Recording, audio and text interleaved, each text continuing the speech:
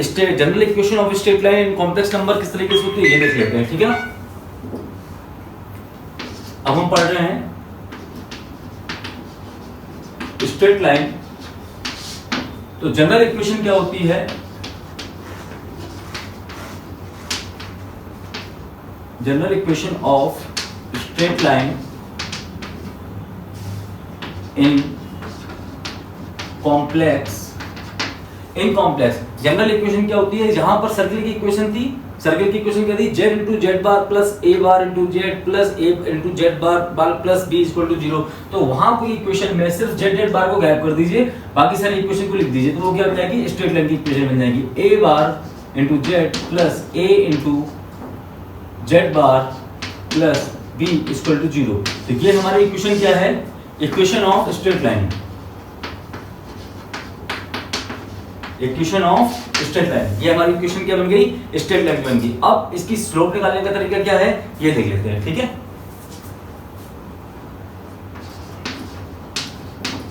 इसकी स्लोप निकालने का तरीका क्या है कि अगर मैंने मान लिया z equal to x plus I y, क्योंकि कॉम्प्लेक्स नंबर है तो z इक्वल टू मैं क्या मान लूंगा, x प्लस आई वाई मान लूंगा, और मैं क्या कर दूंगा, इसमें रख दूंगा, वैल्यू पुट कर दूंगा। तो a bar x plus I Y plus A, इसका कंजुगेट क्या होगा, x minus I Y plus B equal to 0। Clear है ना।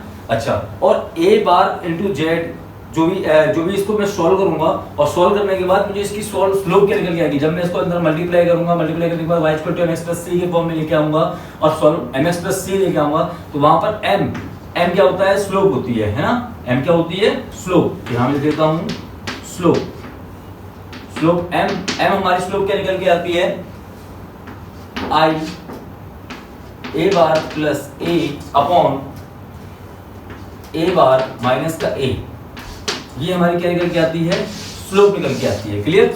तो ये स्ट्रेट लाइन की स्लोप निकल के आती है, क्योंकि अब देखिए, क्योंकि इस सर्कल की इक्वेशन क्या होती है, x square plus y square plus 2gx plus 2fy plus c equal to 0। Clear. General equation coordinate में क्या होती है, x square plus y square plus 2gx plus 2fy plus c equal to 0। अच्छा, for the equation of straight line हमें क्या करना पड़ता है, x square plus y square must be 0 होना चाहिए। एक्स स्क्वायर मतलब जो पावर डिग्री कितनी है एक्स और वाई की, अगर 2 है उसको क्या होना चाहिए, अगर स्ट्रेट लाइन है तो सभी मैक्सिमम पावर कितनी होनी चाहिए, 1 होनी चाहिए स्ट्रेट लाइन में। तो अगर मैं क्या करूंगा कि इस इक्वेशन में हमने क्या x square plus y square हटाता था मैं, अब देखिएगा x square plus y square plus 2gx plus 2fy plus c equal to 0 हमारी सर्किल की इक्वेशन होती थी कोऑर्डिनेट ज्योमेट्री में। क्लियर। तो हमें अगर मुझे स्ट्रेट लाइन की इक्वेशन चाहिए तो मुझे इसको क्या करना पड़ेगा, रिमूव करना पड़ेगा। और ये एक्चुअली में होता क्या है, ये z बार ही तो होता है, ये z बार क्या होता है, मॉड z का होल स्क्वायर, और मॉड z क्या होता है, x प्लस आई वाई का स्क्वायर रूट का होल स्क्वायर। मॉड z क्या होता है, सॉरी z क्या होता है ये, और अगर मैं इसका मॉड z निकालूंगा तो ये क्या निकलेगा, ये निकलेगा। अब इसका और इसका भी स्क्वायरिंग करना है हमें, तो इसका भी क्या कर दूंगा, स्क्वायरिंग कर दूंगा। तो ये क्या निकल के आएगा, जब मैं सॉल्व करूंगा तो वैल्यू हमारी क्या निकल के आएगी, इसके बराबर आ जाएगी। समझ में आ रहा है। तो अब z bar equal to mod z का होल स्क्वायर है। क्लियर। तो सर्किल की इक्वेशन निकालने के लिए हमने वो देखा था z बार, और z बार हमने स्ट्रेट लाइन क्या कर दिया, यहाँ पर हटा दिया, तो हमें क्या मिल जाएगी, स्ट्रेट लाइन की इक्वेशन मिल जाएगी। तो z बार भी क्या होना चाहिए, यहाँ पर रिमूव होना चाहिए। क्लियर। तो इससे रिलेटेड एक क्वेश्चन देख लेते हैं कैसे बनता है क्वेश्चन। चलिए स्ट्रेट लाइन का ये क्वेश्चन देख लेते हैं। स्ट्रेट लाइन से रिलेटेड क्वेश्चन क्या है, स्ट्रेट लाइन का क्वेश्चन कहता है alpha plus z bar, alpha into Z bar plus alpha bar into Z plus 1 equal to 0। Simple compare कर सकते हैं ना। और ये इक्वेशन क्या है, परपेंडिकुलर है किसके, beta into Z bar plus beta बार इंटू जेड प्लस 1। हाँ, इसी के इक्वेशन की क्या है, ये परपेंडिकुलर है। जब दो इक्वेशन आपस में परपेंडिकुलर होंगी तो इनका स्लोप का मल्टीप्लिकेशन कितना होगा, देखिए सॉल्यूशन में देखिए, if two lines are perpendicular then m1 into m2 equal to -1। दोनों के प्रोडक्ट क्या होना चाहिए, दोनों के स्लोप का प्रोडक्ट क्या होना चाहिए, -1 के बराबर होना चाहिए, ठीक है ना। तो अब देखिए यहाँ पर ए बार बी बार ये दिया गया है, ठीक है ना। तो पहले हम इसकी स्लोप निकाल लेते हैं। तो मैंने आपको पहले इसकी स्लोप क्या निकाली थी, आई ए बार, यहाँ पर ए क्या है, अल्फा है, alpha bar plus alpha upon alpha bar minus का अल्फा इनटू फिर आई beta bar plus beta upon beta bar minus का बीटा। इन दोनों का प्रोडक्ट कितना आना चाहिए, -1 के बराबर आना चाहिए। क्लियर। अब जब मैं इसको सॉल्व करूंगा, दोनों को प्रोडक्ट सॉल्व करूंगा, तो प्रोडक्ट अब देखिए कैसे आएगा, i इंटू आई, ये वैल्यू क्या हो जाएगी, -1, आई स्क्वायर हो जाएगा, तो -1 से -1 ये कैंसिल कर दूंगा। अच्छा, अब इसका दोनों का प्रोडक्ट निकालना है, ठीक है ना, इन दोनों का प्रोडक्ट निकालना है। तो कैसे निकालूं देख लेते हैं।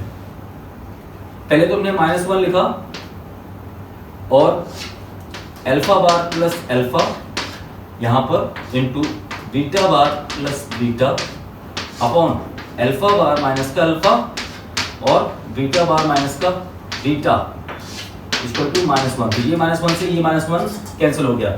जब मैं इसको सॉल्व करूंगा, आपस में इनका मल्टीप्लाई करूंगा, इनका भी मल्टीप्लाई करूंगा, तो कुछ चीजें कैंसिल होंगी, कुछ चीजें बची रहेंगी। क्लियर है ना। जब जो सॉल्व करने के बाद जब मुझे वैल्यू मिलेगी, तो वैल्यू, अब इसको मैं इधर लेके आ जाऊं, सॉरी क्रॉस मल्टीप्लाई ना, तो इसको मैं इधर लेके आ जाऊं, जो मैं कुछ चीजें कैंसिल करूंगा, तो कैंसिल करने के बाद मुझे मिलती है वैल्यू क्या, alpha bar into beta plus alpha into beta bar equal to 0।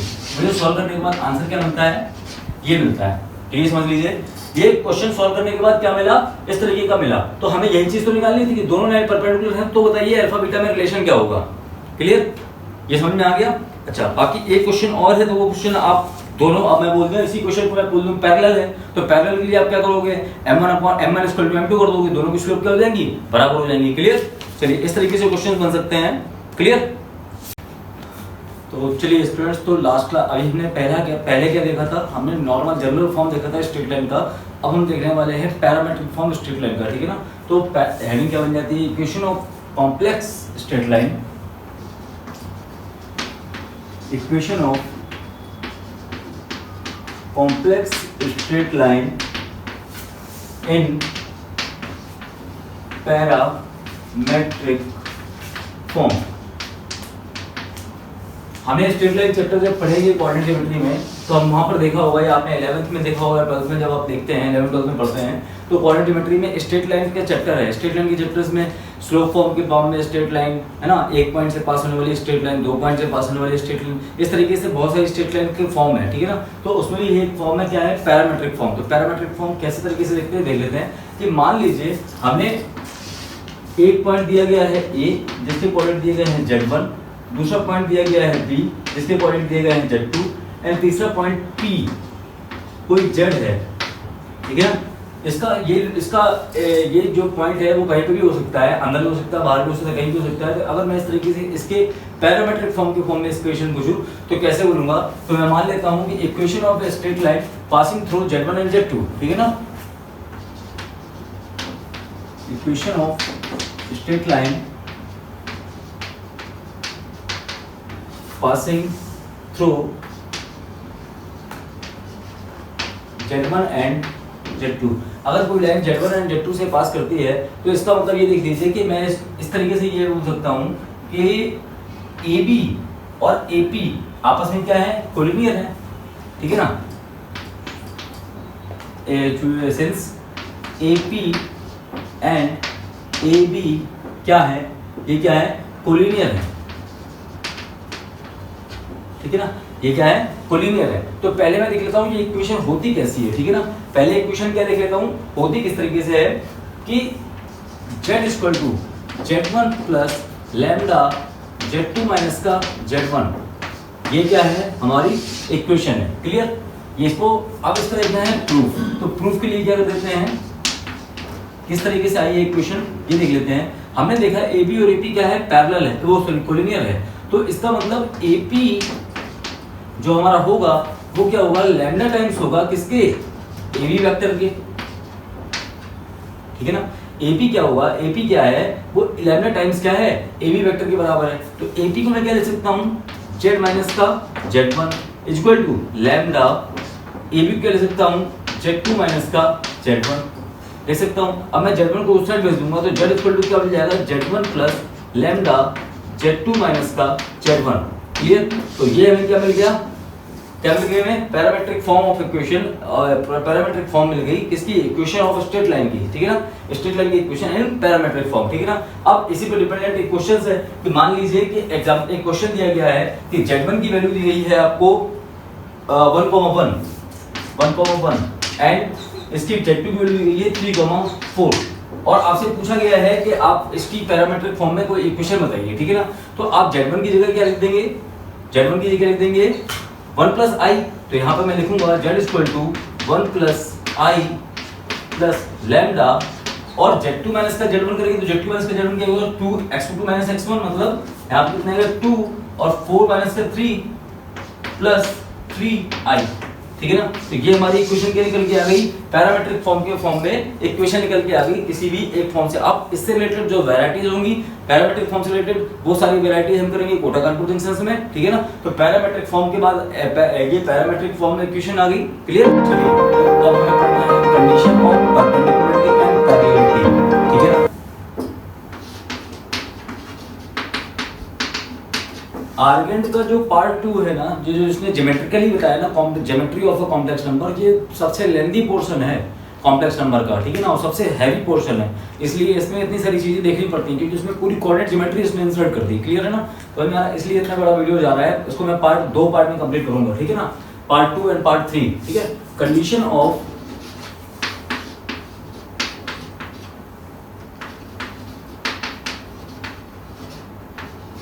Perpendicularity and पैरेललिटी, ठीक है ना, कंडीशन ऑफ परपेंडिकुलरिटी एंड पैरेललिटी, ठीक है ना। कंडीशन ऑफ परपेंडिकुलरिटी एंड पैरेललिटी पहले देख लेते हैं कि मान लीजिए कि हमारी कोई लाइन है ए बी, ठीक है ना, ये कोई लाइन, इधर डायग्राम बनाता हूं, ये कोई लाइन है ए बी,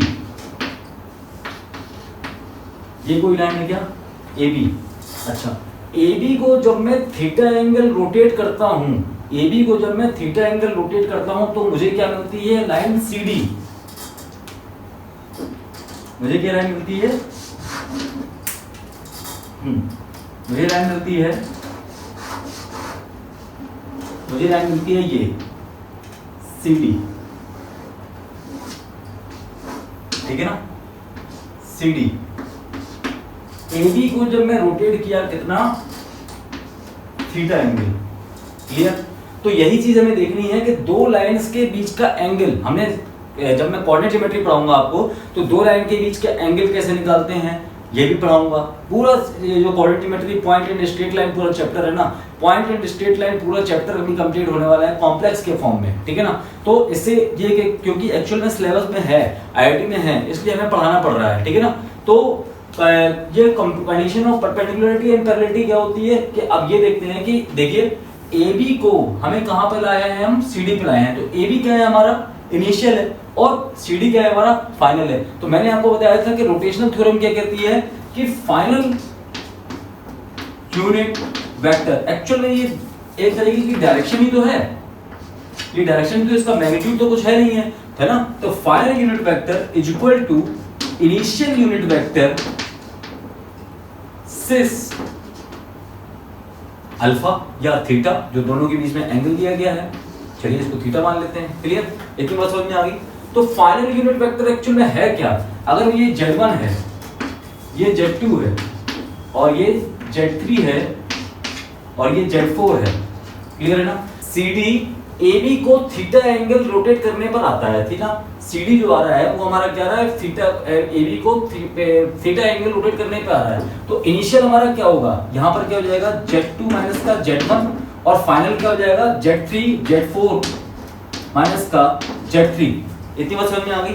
फाइनल क्या है हमारा CD, और ये क्या है इनिशियल AB, और यहाँ पर क्या है ये सिस थीटा। इतनी बात समझ में आ गई। तो अब एक्चुअल में ये है क्या, कंडीशन ऑफ परपेंडिकुलरिटी एंड पैरेललिटी है क्या। अगर मान लीजिए अगर दोनों लाइन परपेंडिकुलर होंगी, अगर दोनों लाइन परपेंडिकुलर होंगी तो थीटा इक्वल टू क्या होगा हमारा पाई बाई 2 होगा, और theta equal to pi by 2 होगा तो cos pi by 2 plus i sin pi by 2 cos pi by 2 plus i sin pi by 2, या कितना हो जाएगा, आई आ जाएगा, ठीक है ना। तो यहां पर मैं लिख सकता हूं फॉर परपेंडिकुलरिटी, मतलब ए बी परपेंडिकुलर हैं किसके, सी डी के, ठीक है ना। तो अगर A B perpendicular C D के है तो Z4 माइनस का Z3 equal to Z2 minus का Z1, और यहाँ पर sine pi by 2 I sine pi by 2 मतलब आई आ जाएगा वैल्यू, क्या आ जाएगी वैल्यू, आई आ जाएगी, क्लियर। तो Z4 माइनस का Z3 equal to Z2 minus का Z1, ये वेक्टर की बात चल, ये किसकी बात चल रही है, डायरेक्शन की बात चल रही थी। अच्छा, यहाँ पर डायरेक्शन की बात चल रही है, तो अगर मैं बोलूं ये एक्चुअल में है क्या, ये CD की डायरेक्शन है, मतलब CD कैप है, और ये क्या है, AB की डायरेक्शन है, AB कैप है ना, AB कैप है। यहाँ मैग्नीट्यूड की बात तो हो नहीं रही, तो हमें पता है कि AB वेक्टर होता क्या है, magnitude of AB in times AB cap. तो AB कैप होता क्या है, इसका वेक्टर अपॉन मैग्नीट्यूड। तो अगर मैं लिखूंगा इसको, अगर ये मान लो पूरा वेक्टर के फॉर्म में है, तो ये अगर कॉम्प्लेक्स के फॉर्म में आएगा तो ये एक्चुअल में किस तरीके से आएगा, Z4 माइनस का Z3 अपॉन मॉड में Z4 माइनस का Z3 equal to Z2 minus का Z3 अपॉन मॉड में Z2 माइनस का Z3 और I। इसका मतलब ये जो आ रहा है वो हमारा पूरा क्या आ रहा है, प्योरली रियल आ रहा है। क्या आ रहा है, प्योरली क्या आ रहा है, हमारा रियल आ रहा है, ठीक है ना। क्या आ रहा है हमारा, प्योरली रियल,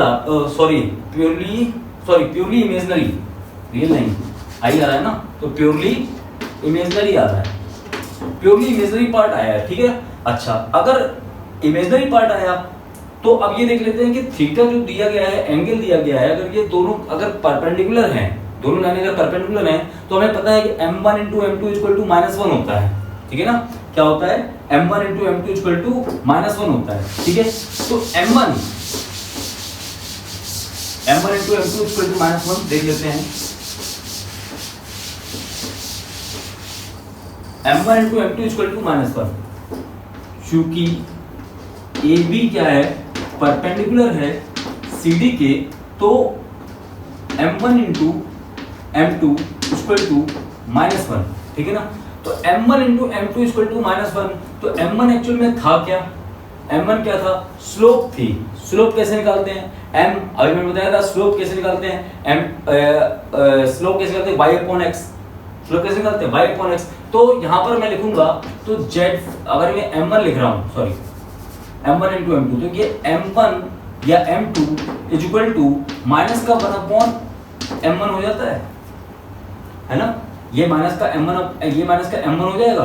अच्छा, ये अगर m1 हो जाएगा तो m2 एक्चुअल में है क्या, m2 जो स्लोप दी गई है क्वेश्चन में, Z4 माइनस का Z3 जो निकाला है मैंने, Z4 माइनस का Z3 अपॉन मॉड में Z4 माइनस का Z3 is equal to -1 upon, आगे क्या था, ये तो कितना था, CD का था, अब AB का आएगा तो Z2 माइनस का Z1 और अपॉन में जाएगा तो वो ऊपर पहुंच जाएगा, तो यहां कितना आ जाएगा, मॉड में Z2 माइनस का Z1, क्लियर। तो अब एक चीज समझ में आई कि भैया अगर दो लाइंस आपस में परपेंडिकुलर हैं तो हमें रिलेशन क्या मिलेगा, इस टाइप का मिलेगा, क्लियर। अगर दो लाइंस अगर पैरेलल हैं तो m1 इक्वल टू m2 हो जाएगा, क्लियर। तो अगर थीटा इक्वल टू क्या रख देंगे, हम 0 रख देंगे। तो जो भी मैंने रिलेशन निकाला था वो देख लेते हैं। अगर ये दोनों इसी लाइन पे अगर मैं थीटा इक्वल टू क्या कर दूं, 0 रख दूं, तो वो क्या निकल जाएगा, पैरेललिटी का केस निकल जाएगा। तो पैरेललिटी का केस क्या है, हमने क्या निकाला था, Z4 माइनस का Z3 अपॉन, यहाँ पे लिख देता हूँ पहले मैं, ये तो हमने क्या निकाला, परपेंडिकुलर का रिलेशन, ठीक है ना। पैरेलल का रिलेशन लिख लेते हैं। अगर मैं बोल दूं ये क्या है, पैरेलल है, तो m1 इक्वल टू m2 हो जाएगा, और m1 इक्वल टू m2 मतलब Z4 माइनस का Z3 अपॉन Z4 माइनस का Z3 का mod equal to Z2 minus का Z1 अपॉन Z2 माइनस का Z1 का मॉड, ये दोनों आपस में क्या हो जाएंगे, बराबर हो जाएंगे। इतनी बात समझ में आ रही है, इतनी बात समझ में आई कि ये दोनों क्या हो जाएंगे, आपस में बराबर हो जाएंगे। अच्छा, और अगर मैं पीछे वाले क्वेश्चन में देख रहा था कि दोनों के बीच में जो एंगल का डिफरेंस है वो कितना आना चाहिए, दोनों लाइन के बीच का डिफरेंस। तो अगर मैं एक्स एक्सिस से देखता कि एक्स एक्सिस से मान लीजिए ए बी लाइन हमारी बना रही है θ1 एंगल और सी डी लाइन बना रही है θ2 एंगल बना रही है, तो दोनों का डिफरेंस कितना होना चाहिए, कितना होना चाहिए, θ1 और θ2 का डिफरेंस π/2 होना चाहिए। तो अगर मैं पहले वाले केस में जब AB परपेंडिकुलर था CD के, तो θ1 माइनस θ2 का θ2 इक्वल टू कितना होना चाहिए, π/2, क्योंकि दोनों एंगल के बीच का डिफरेंस कितना है, थीटा है, ठीक है ना। तो θ1 एक्चुअली में होता क्या है, आर्गुमेंट है किसका, पहली वाली लाइन सेकंड वाली लाइन का Z4 माइनस का Z3 माइनस का आर्गुमेंट Z2 माइनस का Z1, इन दोनों का डिफरेंस कितना आया, π/2 आया। और नेक्स्ट वाले में इसमें क्या आएगा, इन दोनों का डिफरेंस थीटा इक्वल टू क्या आएगा, क्योंकि पैरेलल हो जाएगा, और पैरेलल हो जाएगा तो दोनों का डिफरेंस कितना आना चाहिए, 0। तो ये आपस में क्या जाएगा, इक्वल टू 0। तो ये आर्गुमेंट इसका और इस आर्गुमेंट इसका दोनों आपस में क्या हो जाएंगे, बराबर हो जाएंगे, या एंटी क्लॉकवाइज डायरेक्शन में हो जाएगा तो नेगेटिव हो जाएगा। समझ में आ रहा है। तो मेन फंडा क्या है, थीटा पे चल रहा है सारा का सारा मैटर, ठीक है ना। चलिए अब इस पे डिपेंडेंट क्वेश्चंस वगैरह तो है नहीं अभी मेरे पास में, मैं ढूंढ के अभी मैं कोटा कानपुर जंक्शन में कंप्लीट करा दूंगा।